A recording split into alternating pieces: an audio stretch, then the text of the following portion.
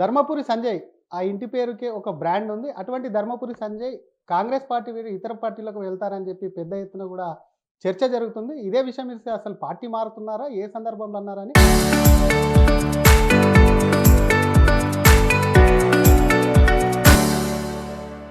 ఈ విషయాలన్నీ మనతో మాట్లాడడానికి ప్రస్తుతం ధర్మపురి సంజయ్ మనతో ఉన్నారు. ఒకసారి మాట్లాడించేటువంటి ప్రయత్నం చేద్దాం ఆయనతో. సార్ నమస్తే. నమస్తే. ఏం సంగతి సార్? పార్టీ మారుతున్నారు ధర్మపురి సంజయ్ తొందరలోనే అంటూ కూడా పెద్ద ఎత్తున వార్తలొస్తున్నాయి. మీరు కూడా స్పందించినట్లు తెలుస్తుంది. మారుతున్నారా సార్? ఏం జరిగింది అసలు? అటువంటిదేంటి, నేను ఎక్కడ చెప్పలే నేను పార్టీ మారుతున్నానని. అయితే గత కొన్ని సంవత్సరాలుగా, కొన్ని నెలల నుంచి ప్రయత్నం చేస్తూ ఉన్నాం. ఒక సమన్వయం, లైక్ ఒక కోఆర్డినేషన్ చేయాలా. నేను మొన్న మున్సిపల్ ఎలక్షన్స్కి వెళ్ళినప్పుడు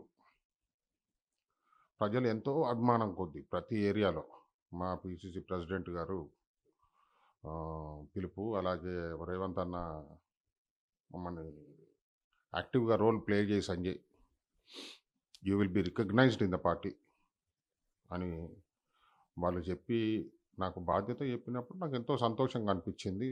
నేను అంతే ప్రేమగా, నాకు నిజామాబాద్కి దత్తపుత్రుడు ఉంది. మా నాయన నన్ను పెద్ద కొడుకుగా నిజామాబాద్కి ఎప్పుడో అప్పచెప్పేసిండు. సో వాళ్ళ దగ్గరికి పోయినప్పుడు వాళ్ళు ఎంతో ప్రేమగా అభిమానంగా నన్ను దగ్గర తీసుకున్నారు. నేను పిలిస్తే వచ్చిండ్రు. మా ప్రెసిడెంట్ మహేష్ గారు కూడా ఈ పలానా ఏరియాల్లో నువ్వు ఒకసారి ఓ సంజయ్ అక్కడ అవసరం ఉంది అంటే పోయినాం. వాళ్ళు ఎన్నో బాధలలో ఉన్నారు. గత 10 సంవత్సరాలు 12 సంవత్సరాల నుంచి పేదవాళ్ళకు ఎన్ని కష్టాలు ఉంటాయి మీకు తెలుసు. ఇల్లు లేని వాళ్ళు, రేషన్ కార్డు లేని వాళ్ళు, హాస్పిటల్ పంచాయతీలు ఉన్న వాళ్ళు, బోలెడన్ని ప్రాబ్లమ్స్ ఉన్నాయి. ఆ ప్రాబ్లమ్స్ అన్నీ తీర్చాల నేను. అవి తీర్చలేకపోతే నాకు రాత్రి నిద్ర పడతలేదు. వాళ్లకు ఇప్పుడు నేను మళ్ళీ ఎప్పుడైనా పోయి ఓట్ల కోసం ఆడికి పోయినా అనుకోండి, ఇవన్నీ నేను అధికారంలో ఉన్నప్పుడు వాళ్ళకు నేను పని చేయకపోతే నేను ఏం లీడర్ని? ఈ లీడర్షిప్ ఎందుకు? వాళ్ళ దగ్గరికి నేను మళ్ళీ పోయి ఓట్లు అడిగినప్పుడు వాళ్ళు ఏమని స్పందిస్తారు? ఈ ప్రేమాభిమానం ఏమైపోతుంది? అది తగ్గొద్దు, తద్వారా కాంగ్రెస్ పార్టీకి నష్టం జరగొద్దు అని. అందుకనే నన్ను స్ట్రెంగ్తన్ చేయండి, నన్ను రికగ్నైజ్ చేయండి, దయచేసి నా సేవలు వాడుకోండి అని ప్రొటెస్ట్లో నేను చెప్పడం జరుగుతూ ఉంది. ఎందుకనంటే ఐ హ్యావ్ వెయిటెడ్ ఇనఫ్. నా ఎలాస్టిసిటీ ఫినిష్ అవ్వటానికి వచ్చింది అని ప్రజలు కూడా, మా కమ్యూనిటీ అనే కాదు, మున్నూరు కాపు కమ్యూనిటీ అనే కాదు, బీసీలు అందరూ, మైనారిటీ వాళ్ళు కూడా ప్రతి ఒక్కరు రోజు ఒక 20-30 మంది వచ్చి అన్న ఎప్పుడు ఎప్పుడు ఎప్పుడు అని అడుగుతూ ఉంటే వాళ్ళకి ఏం సమాధానం చెప్పాలని అర్థం కావట్లేదు నాకు. సో దయచేసి నేను అటువంటిది పార్టీది మారటం చేయటం అనేది ఏమీ లేదు. మా నాన్నగారు, నేను చిన్నప్పటి నుంచి పుట్టిందే కాంగ్రెస్ పార్టీలో. మారాల్సిన అవసరం ఇప్పట్లో అంత ఈజీ ఏం కాదు. కానీ దయచేసి నన్ను రికగ్నైజ్ చేయాలని చెప్పి నేను కోరుకుంటా ఉన్నా. తద్వారా నిజామాబాద్ ప్రజలకి నేను న్యాయం చేయగలుగుతాననేది నా ఆకాంక్ష. మీరేమన్నా పార్టీని ఏదన్నా పదవి అడిగారా? లేదంటే వాళ్ళు ఏదన్నా ఇస్తామని గతంలో అష్యూరెన్స్ ఏదైనా ఇచ్చారా పర్టికులర్గా? అట్లాంటిది ఏం లేదు. నేను ఒకటే చెప్తున్నా కదా, రికగ్నేషన్ ఇంపార్టెన్సు.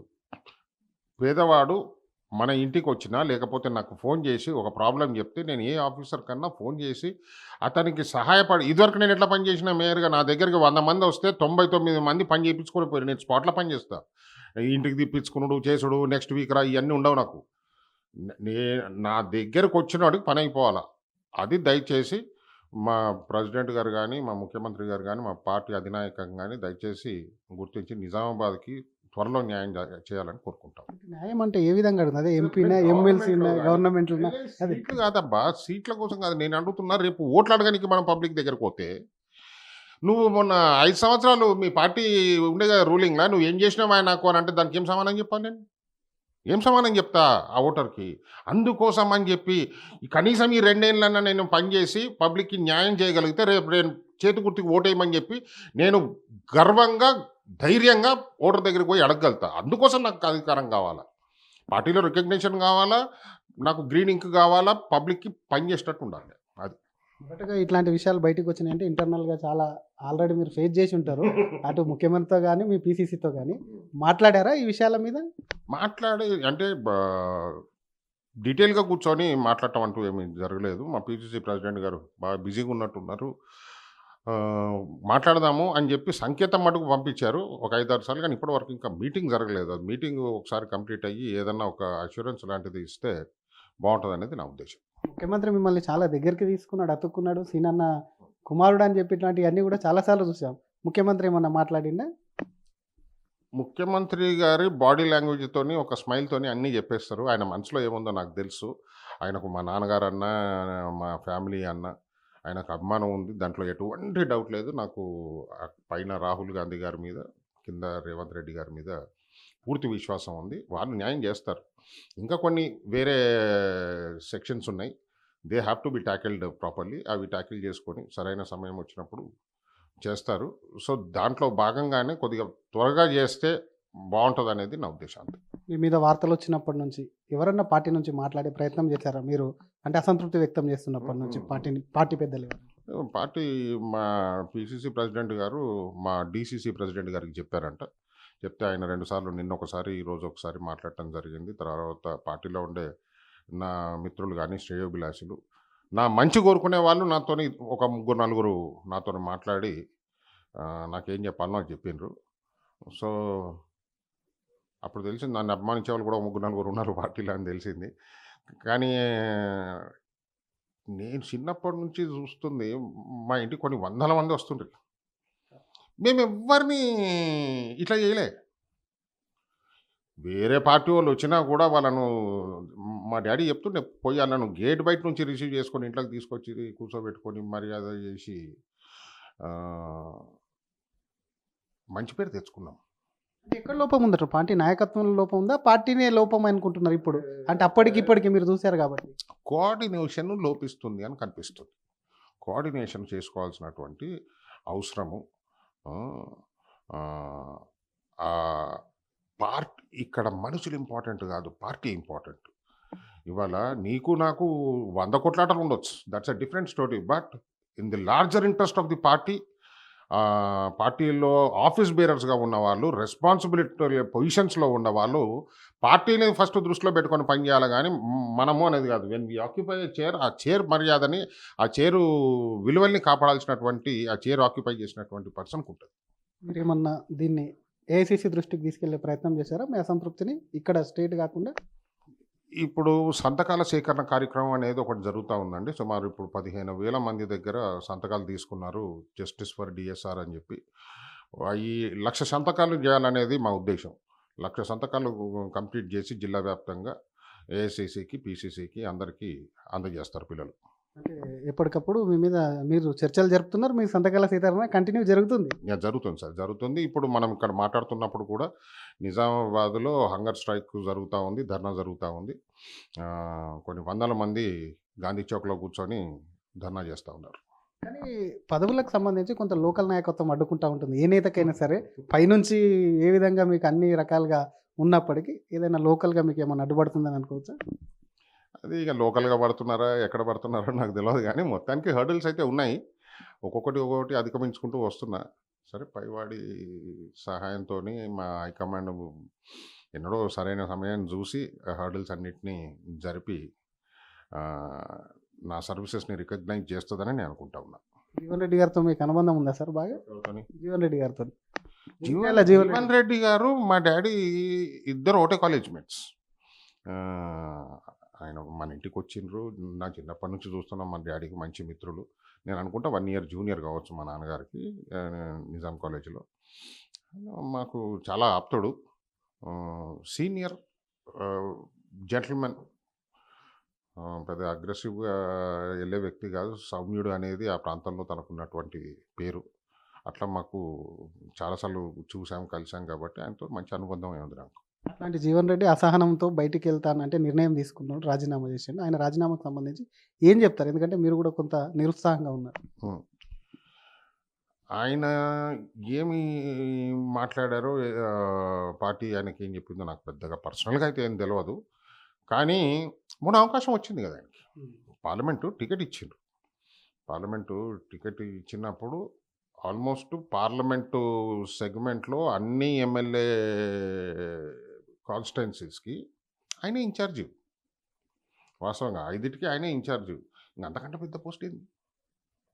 అఫీషియల్ కాంగ్రెస్‌లో మళ్ళీ ఇంకొకసారి ఎవరినన్నా పేరు అనౌన్స్‌మెంట్ చేసేంత వరకు ఒకసారి టికెట్ తీసుకున్నవాడు ఆయననే దానికి ఇన్ఛార్జ్ అన్నట్టు.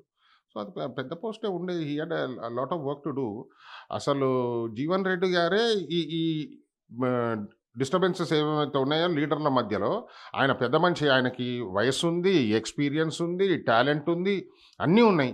అన్నీ ఉన్నప్పుడు ఈ నిజామాబాద్ పార్లమెంట్ సెగ్మెంట్‌లో ఎవరెవరికి ఏమేమి ఇబ్బందులున్నాయో అందరిని పిలిచి కూర్చోబెట్టి ఒక దగ్గర కూర్చోబెట్టి మాట్లాడేదుండే. ఆ! ఏం బా ఏం బాబు మీకేం ప్రాబ్లమ్ ఉంది అని చెప్పి కూర్చొని మాట్లాడబెట్టుంటే ఈరోజు ఈ పరిస్థితి ఉండకపోతుండే గదా! ఆయన కూడా పెద్ద మనిషిగా కోఆర్డినేషన్ మిస్ చేసుకున్నాడు. చేసుంటే బావుంటుండే. ఎందుకంటే మీరు పార్లమెంట్ మెంబరు. ఇప్పుడు ఇప్పుడు ఉన్న లీడర్ల కంటే ఆల్మోస్ట్ అందరికంటే పెద్ద వయసులో కూడా ఆయన పెద్దాయన, సీనియరు, మా డ్యాడీ తోటోడు. ఆయన చేసేదుండే అట్లా. ఆయన జాగాలో ఉంటే నేను బరాబర్ ఆ పని చేద్దు. జనరల్‌గా అసంతృప్తితో ఉన్నాడని తెలవంగానే పార్టీలు వేరే పార్టీలు అది బీజేపీ కావచ్చు, బీఆర్ఎస్ కావచ్చు, ఇతర ఏ పార్టీలైనా కావచ్చు. వెంటనే ఆ క్యాండిడేట్‌కు ఫోన్ చేస్తుంటాయి, రమ్మని ఆహ్వానిస్తుంటాయి. మీరు కొంత అసంతృప్తికి గురి కాగానే ఏమన్నా పార్టీలు ఫోన్ చేసినాయా జనరల్‌గా చేస్తుంటారు. నా గురించి తెలిసినోళ్ళు చెయ్యరు. ఇప్పుడున్న రాజకీయ కోణంలో కొంత సాహసం చేస్తుంటారనేది. ఒకళ్ళిద్దరు చేసిండ్రు. చేసి మాట్లాడిండ్రు కానీ అది ఇప్పుడు సందర్భం కాదు. అదేం మాట్లాడుకోవాల్సిన అవసరం లేదు. పర్సనల్‌గా నా మీద అభిమానం ఉన్నోళ్ళు, లేకపోతే నా పనితనం తెలిసిన వాళ్ళు ఒకళ్ళిద్దరు ఇన్వైట్ చేసిండ్రు.